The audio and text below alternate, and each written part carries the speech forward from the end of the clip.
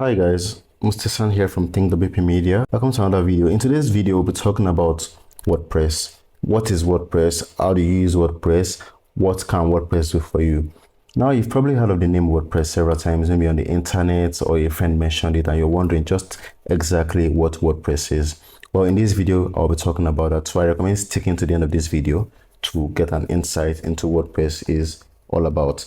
Now, let's get started. What is WordPress? WordPress is considered as a content management system, also known as a CMS. It is open source and was built around 2003, basically for building blog posts, but has since evolved into building more complex websites such as e-commerce websites, portfolio websites, real estate agencies, and a whole lot of other kind of complex websites. So WordPress is actually very good. It is easy to use and it is actually free. That means you're actually not paying to use this. But before you get started, it is important to know that there are two types of WordPress. We have the WordPress.org and then the WordPress.com. So we'll be breaking it down and giving you the advantages and disadvantages of using either of them.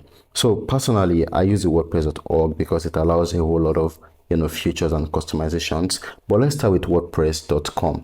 So basically, WordPress.com, first of all, it actually, your website can be deleted. Yeah, your website can get deleted because the WordPress.com is actually hosted on WordPress. So you don't have access to, maybe the files and everything except for the contents that you created yourself. And then you can't actually monetize, you can't monetize your WordPress.com site with adverts. For example, you want to run Google ads on your WordPress site, you can actually do it using the WordPress.com. You can't upload customizable themes and plugins, so you're actually stuck with the pre-made templates of the WordPress.com, which is actually quite limited if you'd ask me. I mean, I would want to have a full customizable options when working with my site so that I can actually get it out there the way I want it. But with WordPress.com, you can't actually do any of this. But if you're just starting up, I mean, if you're a beginner and you don't have the capital to actually buy your domain and hosting, then I recommend going with WordPress.com. Just know that going with WordPress.com, you're actually not going to have you're not even going to have the access to using a .com, .org, .ng as a TLD.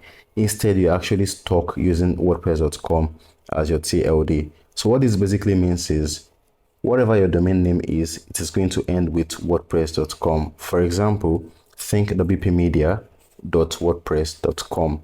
So whatever your name or your domain is going to be, is going to end with WordPress.com, which in the world of today, I mean, it's not quite okay.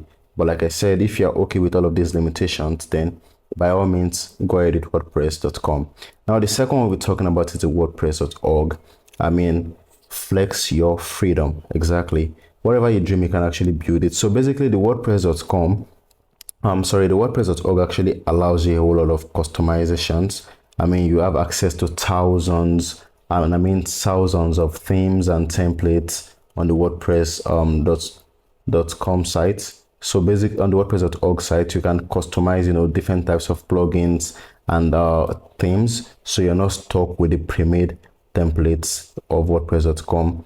And then you can monetize your website with adverts. You can, install Google AdSense and then, make some money from your WordPress site.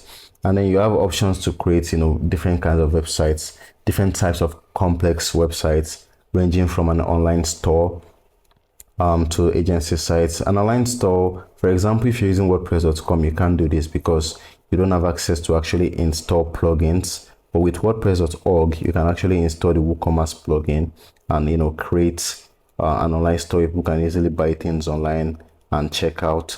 Also, using the WordPress.com allows you to use the Elementor page builder. So basically, the Elementor page builder helps you to create beautiful websites designs. I mean, you can customize everything from the header to the footer. And just if you're interested in how to create headers for using Elementor plugin, I have another video about it which I'm going to link in this video below. So with the Elementor page builder, you can do a whole lot of things. You can create more beautiful websites and templates on the WordPress.org site. And then lastly, WordPress.org actually allows you to use your domain name. So instead of think.wpmedia.wordpress.com, you could actually have thinkwpmedia.com or .ng, .org, .edu, whatever you want it to be. So basically, guys, this is an introduction to WordPress, and whatever you decide to use, I hope you actually understand how each of them works. WordPress.com comes with limitations. Like I mentioned above, your website could get deleted. You can't monetize with ads. You can't upload customizable themes and plugins. Whereas on the other end, with your WordPress.org site, you can actually monetize with ads. You can have your own unique name, your unique domain name. You can create an online store and a whole lot of cool types of websites, and you have full control over the customization of your website templates. So I hope you got something here, and thank you for sticking to the end of this video. I'll see you in the next video. If you have any comments, if you have any questions, don't forget to drop it in the comment section. And don't forget, guys, as usual, don't forget to subscribe and like this video. See you in the next one. Peace.